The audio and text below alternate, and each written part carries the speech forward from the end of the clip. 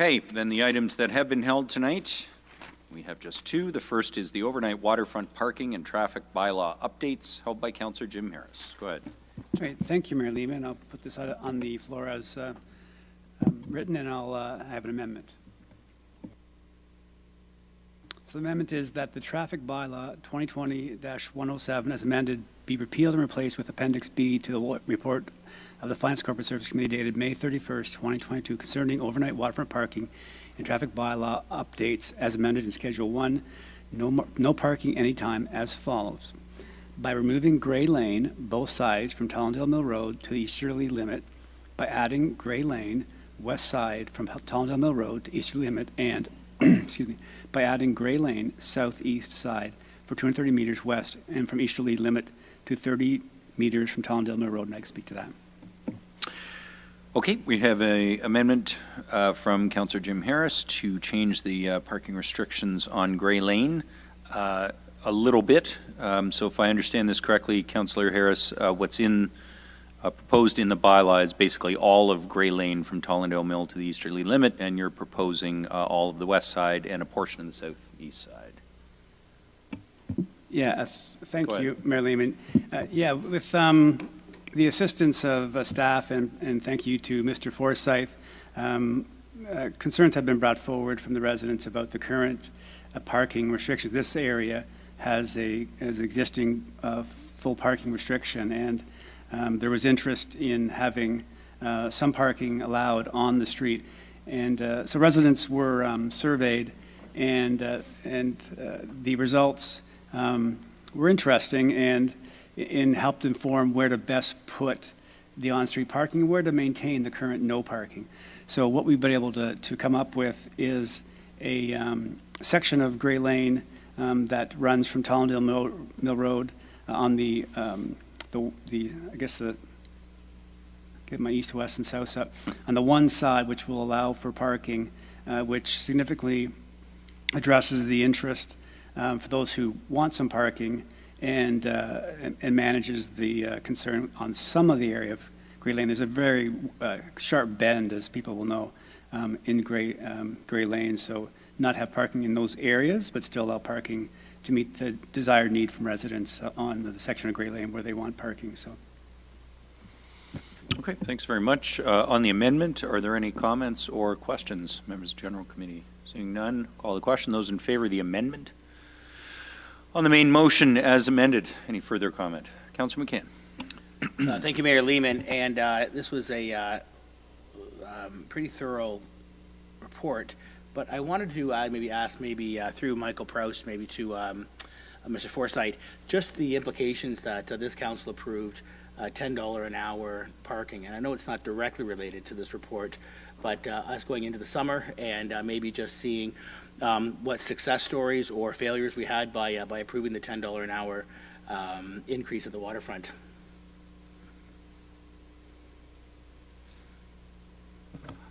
Through you, Mayor Lehman, to Councillor McCann. Yeah, so the $10 an hour change was made back in June of 2020. Since then, we have seen our revenue on the waterfront go up. So if you look at 2019, which would have been probably the first full year of, or the previous rates, we were in and around the, sorry, I don't have the number up in front. I think 325. There you go, 490,000, sorry, 490,000 2019. 2020, we were 500,000. 2021, we were 900, north of 900,000. So we'd almost doubled from 2019 to 2021. Now, it is important to note that, you know, there was a lot of lockdowns and things like that that may have encouraged behaviors one way or another, either bringing more people to the beach or not, but that is what happened to the waterfront revenue over those 2 years. Yeah, I appreciate that, Brent. And, you know, the numbers are the numbers, and obviously this year may even out, may get stronger, may get weaker. But I just think that's a great testament to the city again, looking at the foresight, looking how the beaches were crowded, and that increase didn't have any increase really to the actual taxpayer. That was pretty much all tourist dollars. Would that be a fair assessment?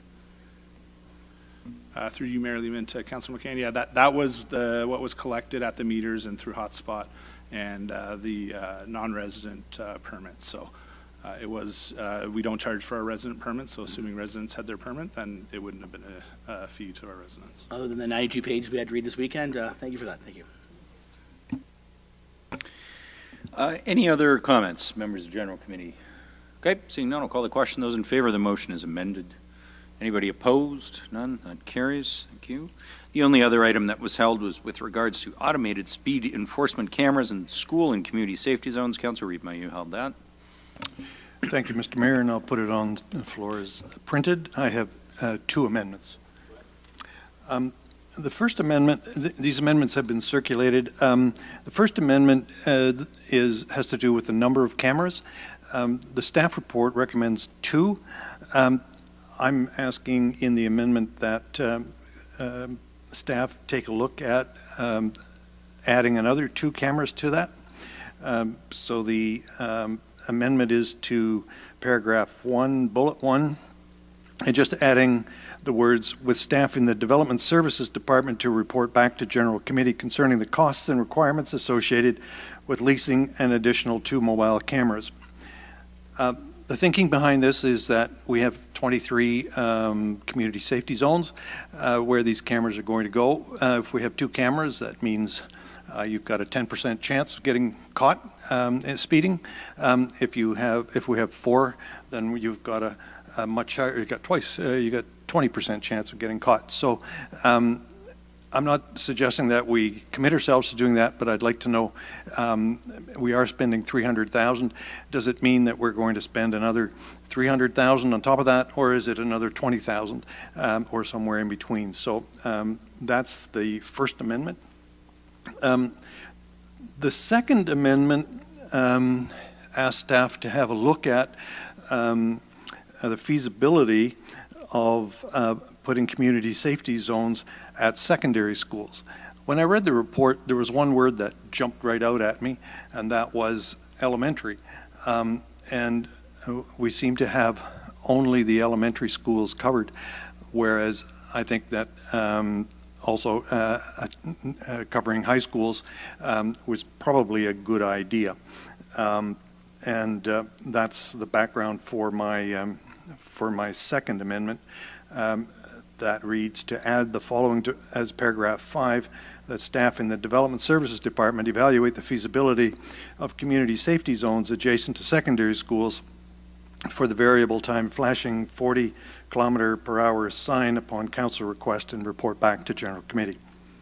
So, Mr. Mayor, I'm suggesting maybe we do one at a time. And yeah, we should do one at a time. So on that first one, Councillor Ripma, which is to look into doing 2 more, asking staff to report back on the costs and requirements associated with leasing an additional 2 mobile cameras. If you can, you'll put that on the floor. Okay, yes. That's the First Amendment's on the floor. Any comments on that amendment, members of General Committee? Okay, seeing none, I'll call the question. Those in favor of that amendment? Is anyone opposed? None. That carries unanimously. And then the second one, I think you also circulated the language on that. Yes. Councillor Ripma, or the clerk did.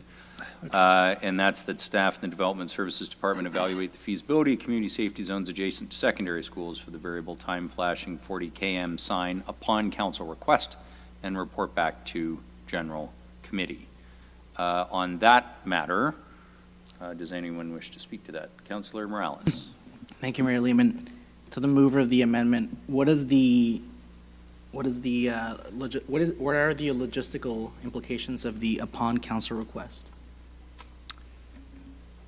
Like, how does it affect your amendment? Mr. Mayor, Go ahead. It seems to me that what we would do is we would specifically, if we were thinking about one of the high schools, we would specifically ask staff to take a look at that particular high school and add it to the list. Okay, so staff isn't looking at all the high schools, it's only allowing them to take requests about a specific? That's correct. Perfect, Yes. because I was gonna say like St. Peter's and maybe St. Joe's would be a little bit tough to do 40, but something like Eastview makes sense, or Nouvelle-Orleans, so, okay, thanks. Okay, other comments on the amendment? Okay, we'll call the question. Seeing none, those in favor of the amendment? Anybody opposed? None? That carries as well. On the main motion as amended, did anyone wish to speak to that? Councillor Thompson, go ahead. Through you, Mayor Lehman, to staff, maybe, would it be Bala or?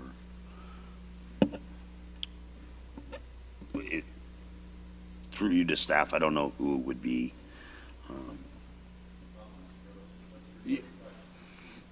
In the temporary pilot project, are we going to use mobile trailer cameras, or are we going to build the 23 pedestals for the cameras for the pilot project? Mr. Rose?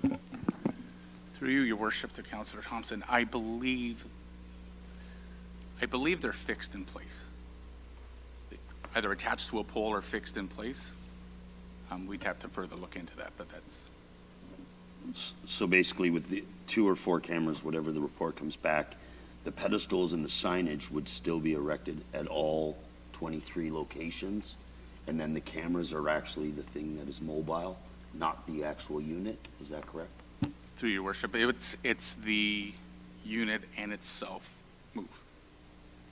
You can put, sorry, go on. Just as the pilot project in Toronto, it was the pedestals and everything was in place, where the residents or the people driving through, they never knew where the cameras were. So it actually has an effect, even though there's not cameras there, it changes the behavior. So I was just wondering if that's the process we're going through with the permanent pedestals with the 2 cameras rotating, or 4 on a timely, where nobody really knows where they are. Is that kind of the approach we're going to be taking? Through you, Your Worship, the approach we're looking at is not having all locations have a fixed box. There is talk of possibly through the program, we might have a couple. As we're moving between location to the next location, we might have multiple stations up, but the intention is not to have a sort of, if you call it a dummy box, set up to the city. Just to follow up, Mayor. So like, if you look at the red light cameras, they're at every intersection. Well, not every intersection, but they have 140. But they only have, I think they're up to 40 cameras. But when you're driving through an intersection, you have no idea if there's a camera there, so your behavior changes. So that's not the approach we're taking. We're not going to build 23 permanent pedestals. Like, they're going to be actual mobile units just to where the cameras will be. Is that correct? Correct. Perfect. Thanks.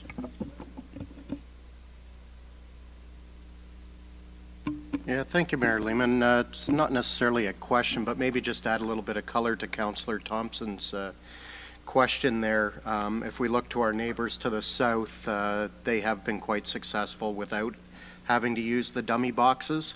And I can say that it definitely does appear that there's been a change in behavior after the boxes are moved.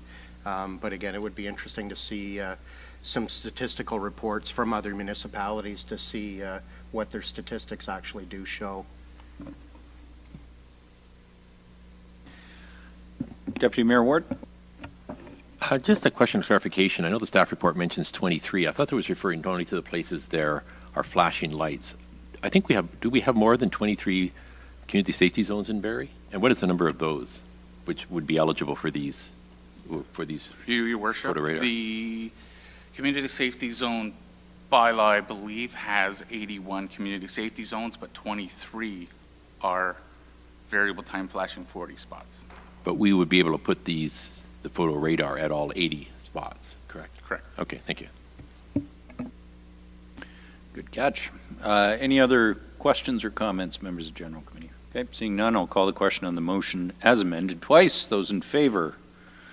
Any opposed? None. That carries. That'll go forward to Council next week for final approval. And thanks to staff, this was a long, again, and winding road on this ask from Council, which has been made a couple of different times, and really the circumstances didn't permit till more recently, but this will be, I think, a welcome step forward for many in our community. That completes the items that have been held on tonight's agenda. Brings us to inquiries of staff. Deputy Mayor Ward, or inquiries. Go ahead. I have none. Members of General Committee, any inquiries? Councillor Aylwin. Thank you, Mayor Lehman. I'm not sure if, do we have time on the agenda tonight for circulation list items as well, or should I be asking any questions on the circulation list? Yeah, well, tonight's circulation list and last week's, yes. Yep. Okay. It is on the May 30th circulation list, but... Okay. Yeah. That has passed by. If there is a matter that was on that list that you have an inquiry of staff or council, you can go ahead with that. Yeah, I do. It's so it's on the Heart Barrie sign and the fundraising for the project, and I want to ask staff about that. And my first question is on the fundraising itself. Do staff have any involvement, or will they be following up at all on the extra money that was raised and what that's going to be donated to? Through you, Mayor Lehman, to Councillor Aylwin. Councillor Aylwin, staff are not involved in the fundraising component, nor the designation of where additional proceeds may go. Council directed that the funds be split fairly generically, I believe, between Save the Turtles and Save the Beavers program. I think at that time there was a presentation to Council around Wilkins Beach and a program associated with that. One could draw the conclusion that's where at least some of the money was dedicated to go to, but the rest was left up to Councillor McCann. Okay, and my second question is more general around the city's donation policy. I did notice that on the list of donors there were developers with pending planning applications in front of the city, and that just sort of raised a question for me around our donation policy. Now, I understand staff aren't involved with this particular donation process that was delegated to the councillor solely, but is that something that we allow in our donation policy, donations from developers with pending planning applications? Through you, Mayor Lehman, to Councillor Aylwin, technically speaking, the donation policy would allow that. The donation policy generally speaks to what is a charitable donation for the city, where we may consider a tax receipt for the person donating.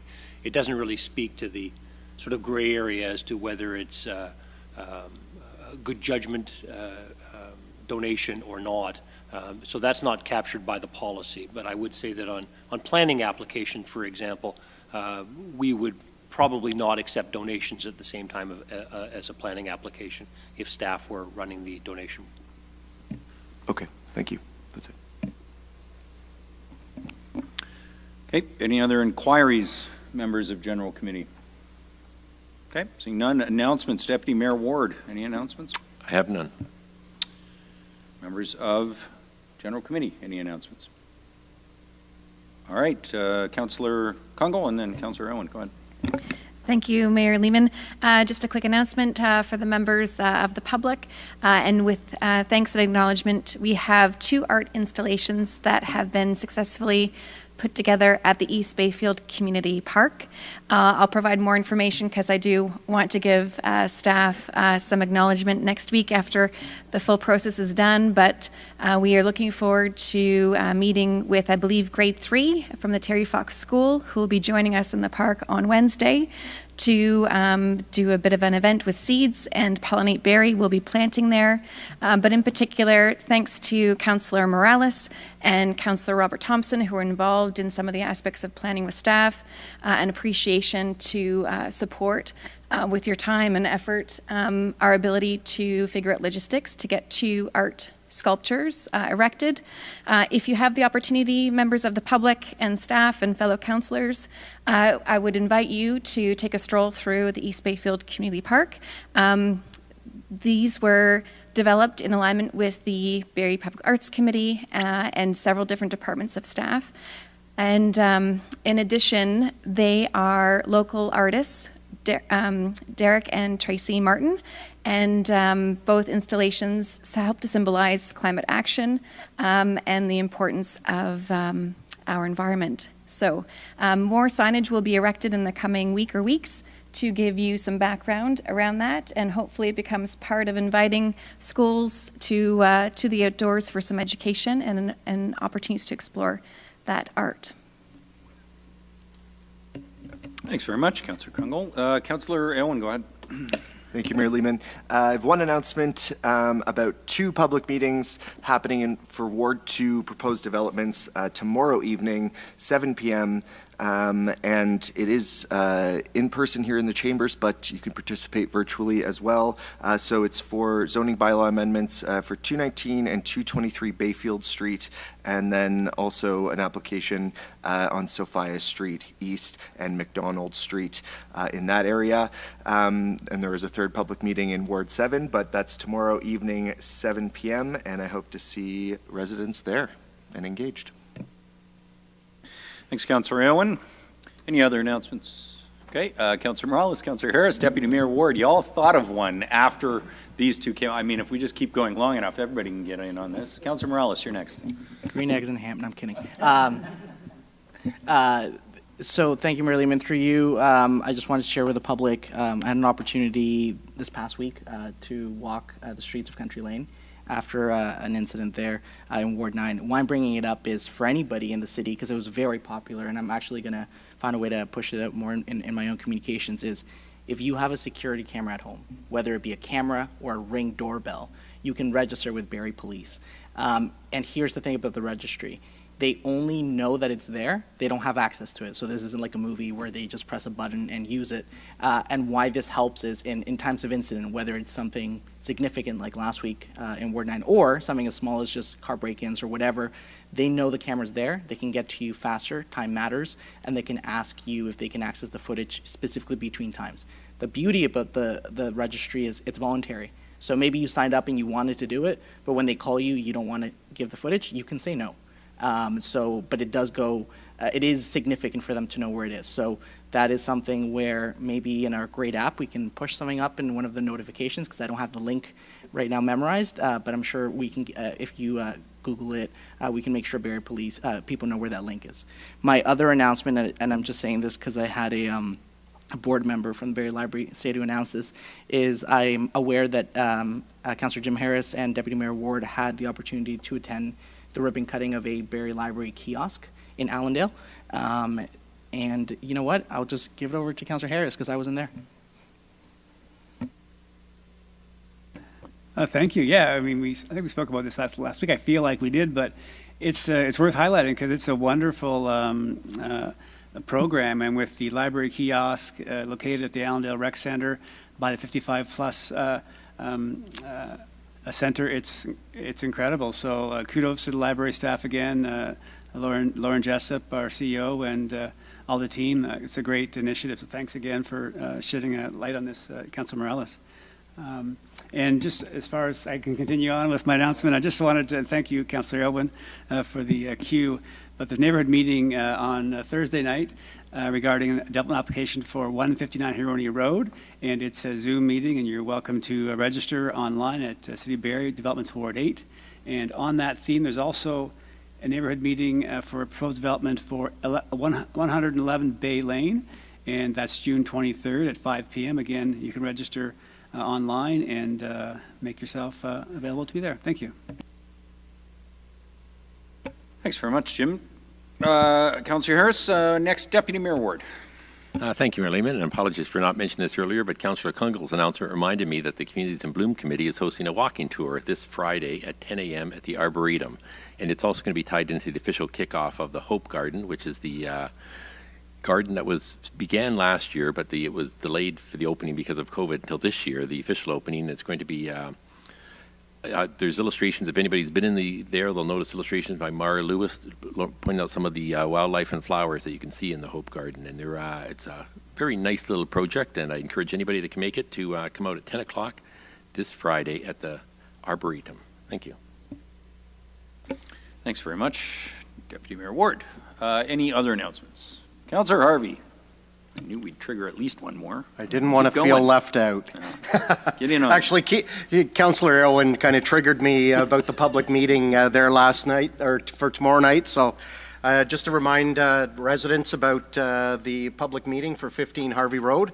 However, the address is a little deceiving because it is a massive piece of land, 33.18 hectares, and 12 of it is commercial. So it consists of 248 residential units that basically go all the way from Harvey Road all the way south down to where the dead end of Brine Drive is. So hopefully residents come out and listen.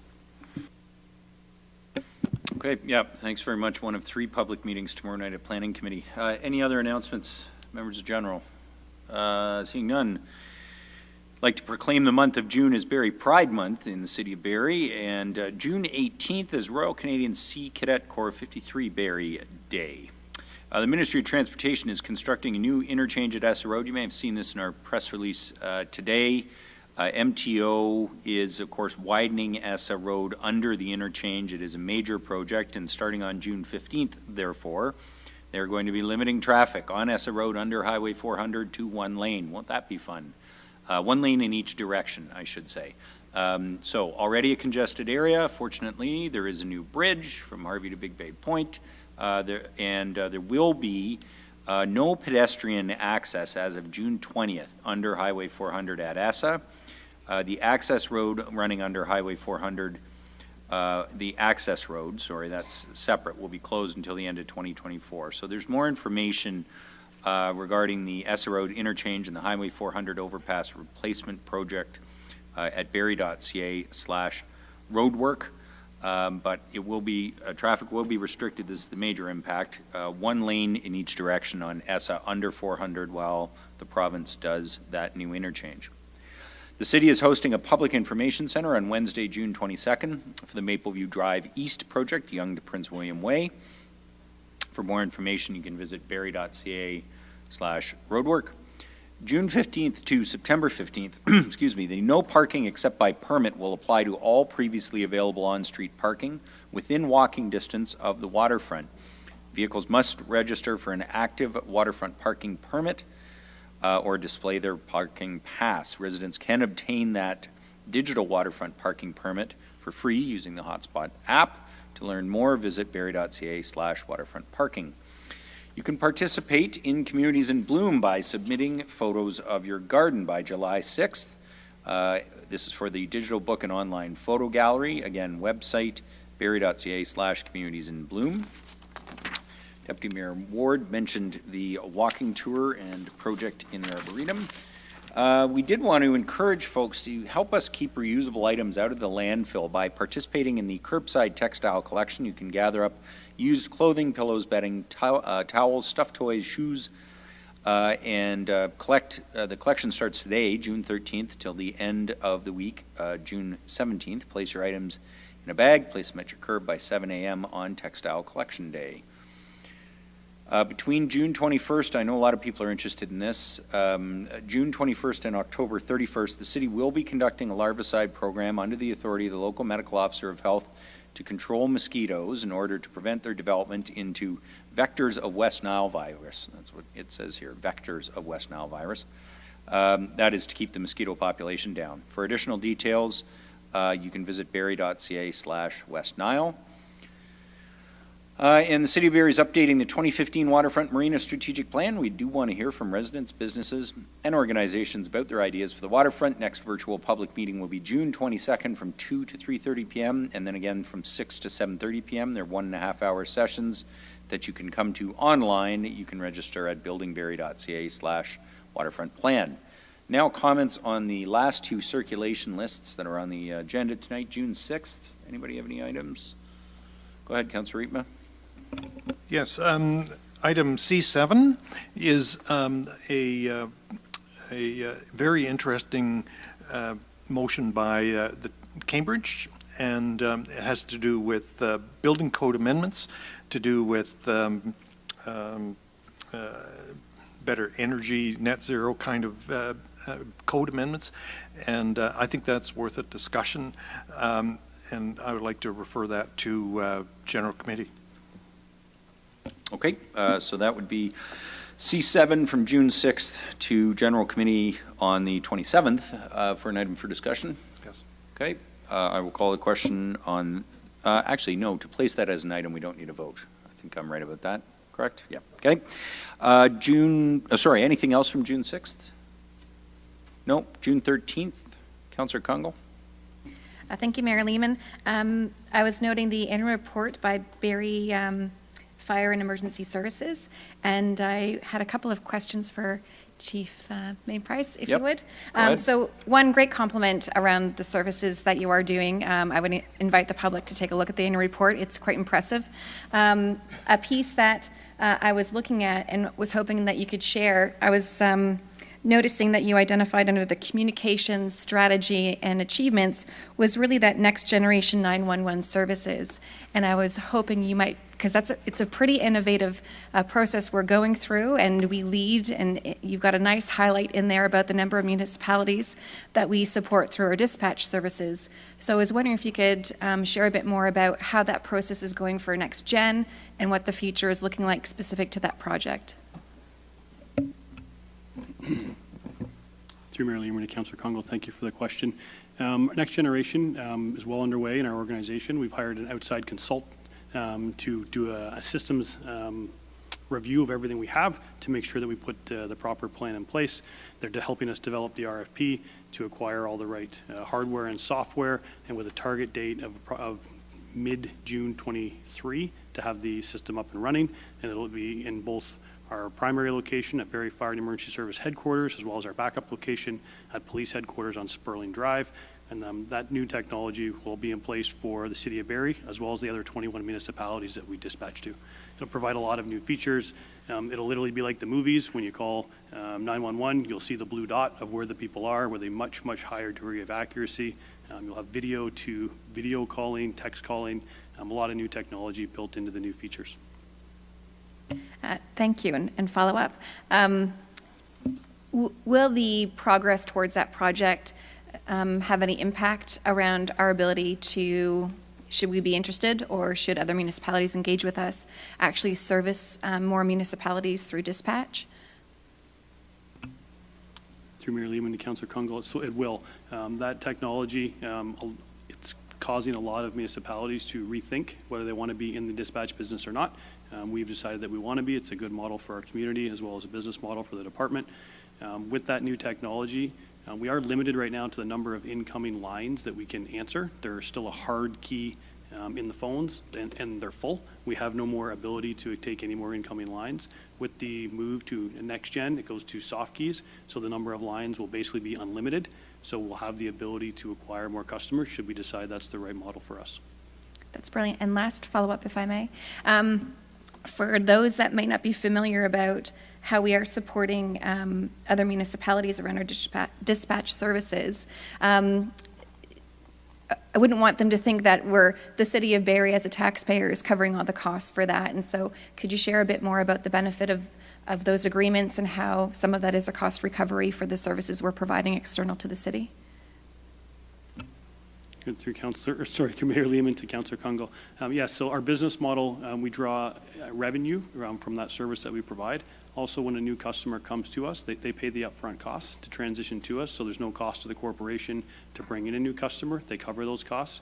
And then on a per capita, population based, we have a rate that we charge the other municipalities, and that offsets a tremendous amount of costs to operate our communication center, and we use that, and it also funds other projects within the department.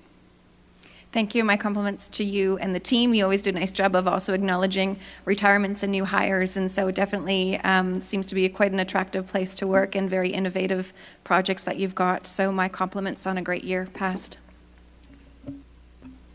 Great. Thank you very much. And actually, just while I have the mic for a moment, I'd like to thank the communications team for all the work that they put into the annual report. We provide them the data and the pictures, and they make it look great. So thank you to Rebecca and her team for the work they do on the annual report. Thanks, Councillor Kungle. Any other comments or questions on the circulation list for June 13th tonight? Okay, seeing none, this completes General Committee. Next City Council meeting is Monday, June 20th, but of course, tomorrow night we have Planning Committee. So we will see you all tomorrow night for Planning Committee. General Committee is adjourned.